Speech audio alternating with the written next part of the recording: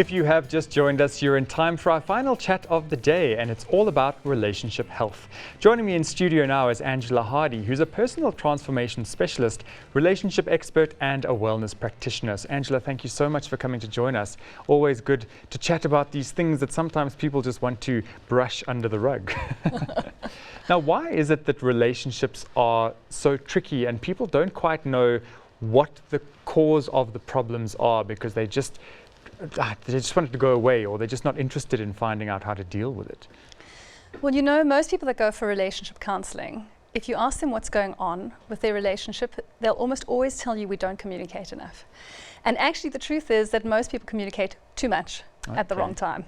At the wrong time? At the wrong time. Okay. It's not that we communicate too much per se, but at the wrong moment, when we're feeling aggravated, when we're feeling irritated, when our mind has gotten all shook up and complicated, and we're feeling all this emotion and anger and resentment and unhappiness, mostly around some story we've created, mostly around something that somebody hasn't done, or we feel they should have done, something we've made up. And right at that moment, we want to solve the problem. And how do we solve the problem? We vomit the issue on our partner. Absolutely. And it's all like, you should be different, you're not good enough, there's something wrong with you. And that is why we have a problem. We just should learn to hold our peace until our mind settles. Okay. And if we could hold our peace until our mind settles, 90% of all the things that we think are such a problem in this moment that we really have to solve go away. Okay. Now you talk about there being sort of three main reasons why relationships fail. Obviously, having a heated discussion in the wrong moment could be part of it, but what are the sort of the fundamentals that cause the breakdown of relationships? Well, I've got this guru, George Pransky, and he is a psychologist and a relationship counselor. And he works with the three principles, as do I. And he says basically the problem is that we do three things that we shouldn't be doing. The first is that we are so attracted to somebody because they're different to us, right? I mean, we always find that opposites attract. And then as soon as the honeymoon period is over, we're thinking to ourselves, geez, you know, if he could just change that one thing, I could be feeling comfortable and happy, because the oppositeness of you can make me feel very uncomfortable, actually. It messes with my conditioning. It messes with my sense of what life is supposed to be like. And so we don't know how to work with each other's differences. And so what we do is we try to make the other person more like us. Or we get aggravated that they don't think the way that we think, or that they want to solve a problem in a different way, or that they always do something differently. Okay. My husband will never take the same route home that I want to take. It's just I've got to bite my tongue because I feel uncomfortable in the route he's taking home. But he always takes a different route to which I would. So the thing about differences that's so wonderful is that if I could really start to recognize, here's my weakness and here's my strength, and here's his weakness and here's his strength, then I would start to see, oh, this is really cool. His strength is pretty much aligned with my weakness. Okay. And my strength is very much aligned with his weakness. And the opportunity for that is that when I know both of those things and I can stay cool in the moment, you can do this beautiful thing in your relationship where you're essentially making space for somebody else to be the leader. Okay. You can be the Indian and he can be the chief. And then when you come to your strength, you can be the chief and he can be the Indian. It's kind of that yin and yang idea as well. Exactly. It's this place where you just allow the person to work their magic. Instead of just because I have an opinion, I need to now air it and we have to get into some sort of argy-bargy about who's right and who's wrong.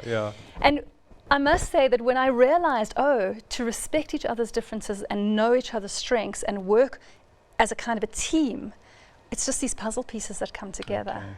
And I see it particularly with us when we travel. Just a point on that in terms of the first phase, the honeymoon phase as you called it, where you're attracted to that oppositeness, but it becomes the problem later. Why is it not sort of simple, plain sailing?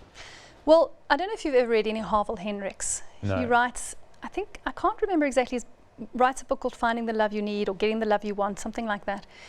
And he was actually the inventor of imago therapy. Okay. And he says that the reason that opposites attract is that in our conditioning in our childhood, we sort of find that there's something missing that we really desire to connect with.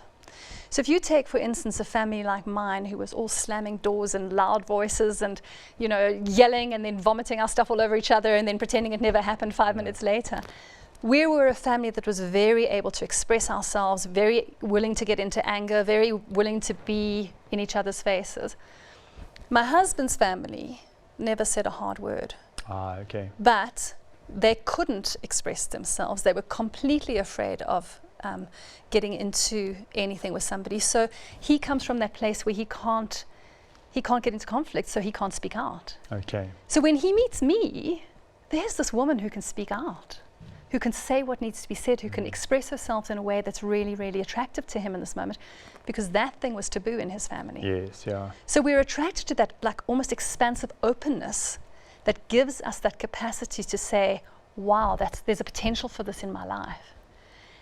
And then 18 months later, more or less, we go, oh, that's so taboo. Sorry. That makes me feel really uncomfortable. Yeah, yeah. And so that's why it's so attractive, but also so uncomfortable, because in Okay. his family, that kind of thing is taboo. It's really uncomfortable to have somebody who's so out there.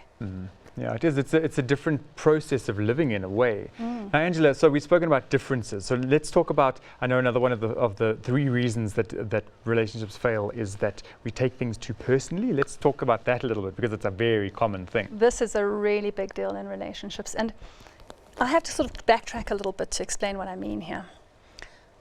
When we start to understand how the mind works to create our feeling experience, we start to realize that I'm always creating my feeling experience through my thinking. My thinking, my feeling experience, my problem. And then when I'm in an emotional state that is generated from that, I tend to want to express that emotional state. And of course, I'm most likely to express it on the person who's going to not give me flack for it, or is going to, I'm going to survive the expression of my emotional experience. So let's say I come home late and I'm tired and I'm hungry and I'm hangry and it's been a hard day. I'm bringing that emotional space home with me. So if I want something and I don't get it at this time, I'm already in this state of mind. Okay. So I'm more likely to express from that state of mind my disappointment, my frustration, my irritation, my you're not good enough, my you're so unkind, my you don't care about me, because I'm feeling that way in my own space already. Now, if I do that from that space where I'm just like, I'm already aggravated, it's actually got nothing to do with you. Absolutely, yeah, yeah. But the problem is in a relationship when our partner starts doing this to us, we feel very much as though it's got something to do with us. And we Yeah. take it very personally because we feel as though they shouldn't treat us like that. But the moment I recognize, oh, look, when I'm in a state, I also do that.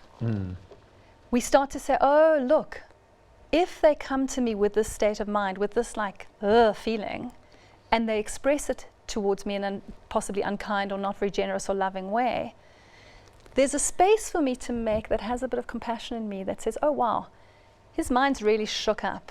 He's got an emotional upset going on right now. It's got nothing to do with me. How can I ignore it, console him, relax about it? Yeah. How can I help? And that's a very different reaction, because Almost normally not being defensive, Exactly. rather being helpful. Exactly. Yeah. If I get defensive, then I'm like, how dare you speak to Yes. me like that? And off we go. It's not doing anybody any favors. And then it's like silent treatment for a week, and then we have to start try and patch things up. And then what happens is that this relationship starts to spiral into this negative thing. Well, last week you were so mean to me and I haven't forgotten.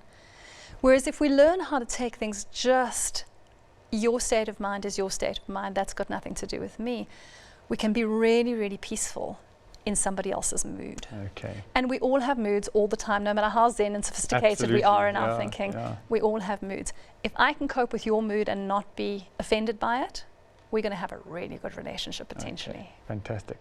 So Angela, we've got the embracing of differences and not taking things personally. What is the third sort of fundamental reason that relationships often don't work out? This one's really important to know. We develop a bunch of expectations about what we think a relationship should look like. She's going to be like this, the fairy tale princess. He's going to be the knight in shining armor.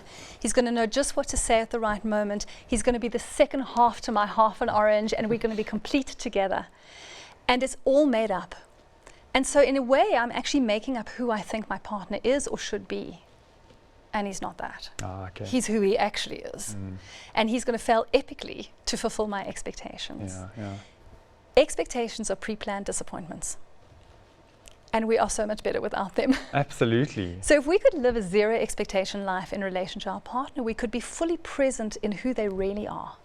And we could learn to really love the aspects of them, who they really are, instead of who we think they ought to be to make us happy. That's wonderful, that. Just So- the thought of saying, let it go, let it be what it wants to be and embrace it as it Exactly, is. And there's no pressure then. There's no pressure there. Yeah. So I look at you and I see you, and I don't pretend that you're something else or expect you to be something else. Yeah. That's basically unconditional love, isn't it? Absolutely. What a wonderful thing it is. Angela, thank you so much for your time and for sharing your insights and your thoughts. It's always great to chat with you. Thank you. Wonderful.